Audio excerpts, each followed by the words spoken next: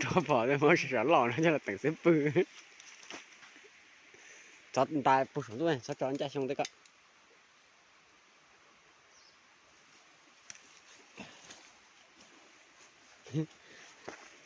Tầng hả? Quay.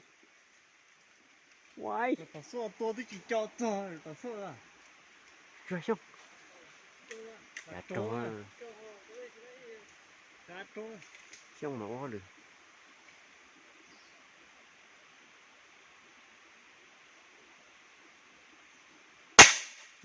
No quá.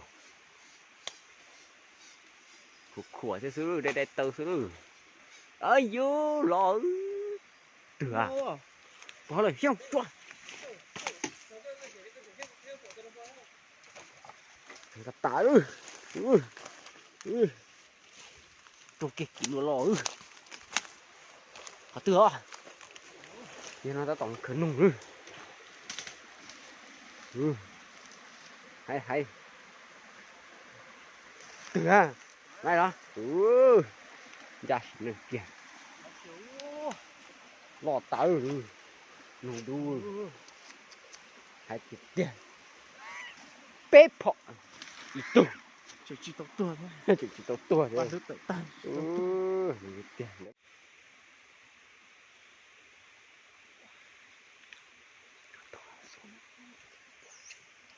Lại cả đi xuống tiền thôi nè. Ôi chú, bọt trứng. Nè. Được. Nè. Đánh chết rồi. Sâu vào sổ tên nào tính gì?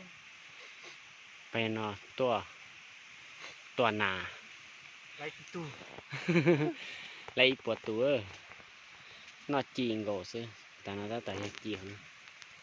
Này chì nà. Chứ là chi nụ. Nà chúa. Chưa. Nạt trắng nữa. Lo tiêu. Lo một nà cổ nữa. Này nạt trắng chì. Ô. Cá đi tư. Đi trong bao nhiêu. Cá đi tỉa. Thì cá đi tỉa. Nói ra nạt chì. Tầm này do hổ va. Ôi. Đây chưa? Tầm này ở từ hổ va. Tôi lo nó quá rồi. Tụi này rồi. Hổ va hay tập tàn thì khá tiêu. Ôi.